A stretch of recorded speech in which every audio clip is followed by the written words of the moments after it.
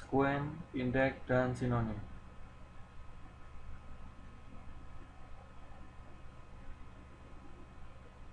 Tujuan pembelajaran dapat membuat sequence, dapat melakukan modifikasi dan menghapus sequence, dapat membuat indeks dan melakukan pemeliharaan pada indeks, dapat membuat private dan public sinonim.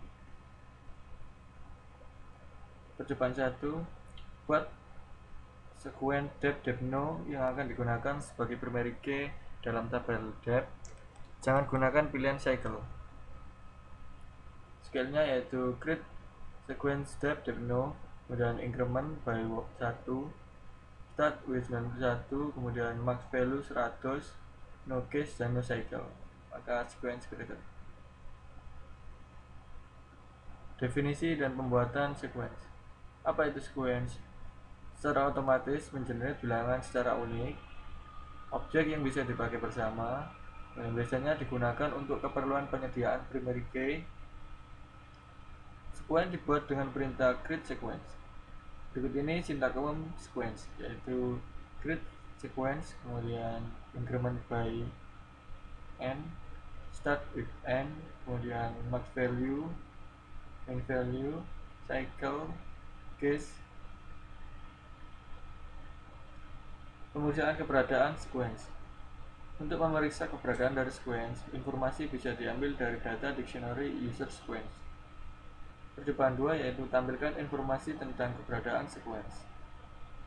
Scale-nya yaitu select sequence name, kemudian min value, max value, increment by, kemudian last number from user sequence. Maka akan munculkan tabel terus ID, depth, no, kemudian ordit dan prodit, dan min value, max value, increment by, dan last number.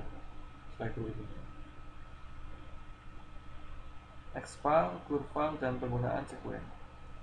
Next sequence ditempatkan pada next file, kemudian curve file penyimpanan current sequence. Percobaan 3 yaitu gunakan sequence depth no untuk mengisi baris baru untuk departemen marketing yang berlokasi di San Diego. Ini scale-nya yaitu insert index depth, kemudian depth no, kemudian name, log. Value-nya yaitu depth no dot next file, kemudian name-nya marketing dan lokasinya di San Diego.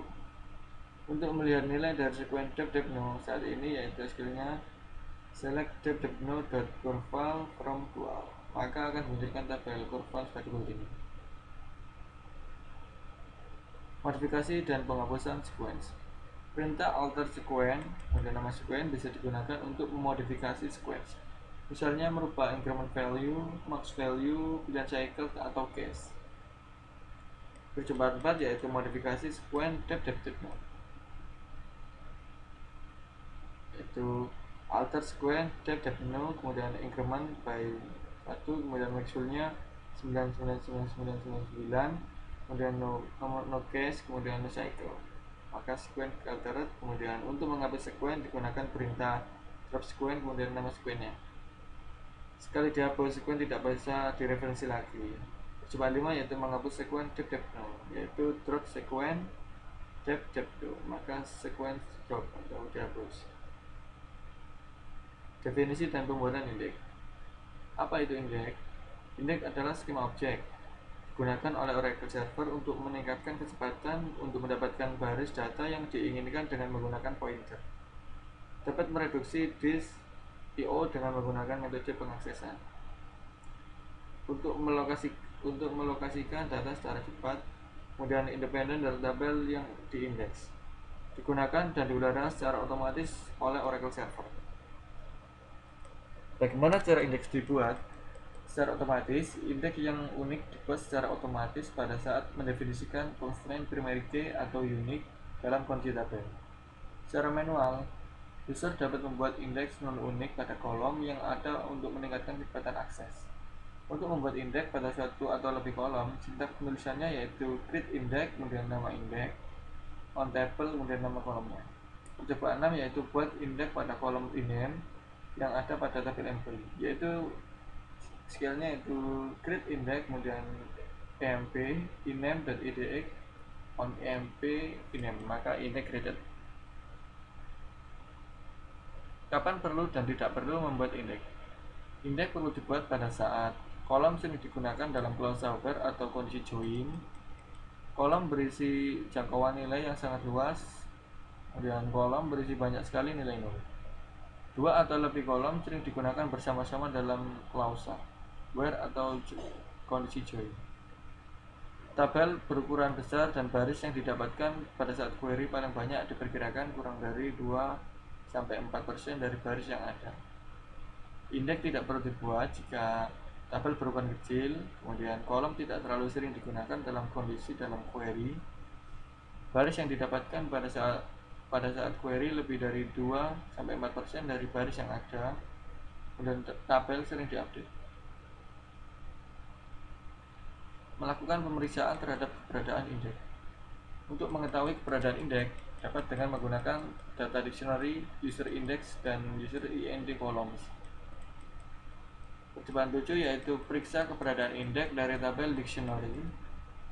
Itu SQL-nya kolom, kemudian kolom name formatnya A15, kemudian select ic.indexName, kemudian ic.columnName, ic.columnPosition, call post dialaskan dengan call post, dan EX Unix. From user index EX dialaskan dengan EX, kemudian user IND column dialaskan dengan IC, where IC.indexName sama dengan EX.indexName, and IC tabel name sama dengan MP.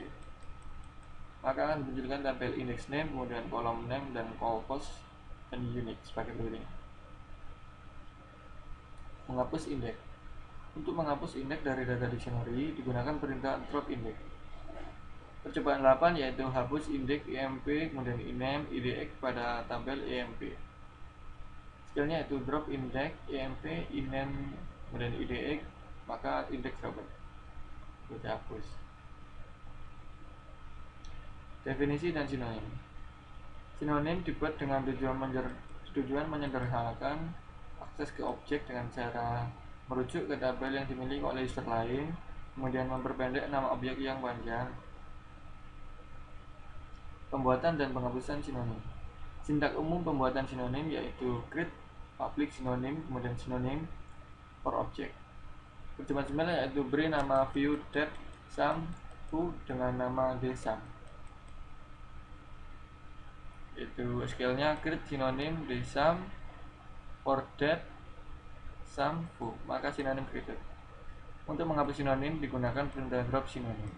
Hanya DBA yang bisa menghapus public sinonim. Percobaan 10 yaitu hapus sinonim dsum. Itu drop sinonim dsum, maka sinonim drop.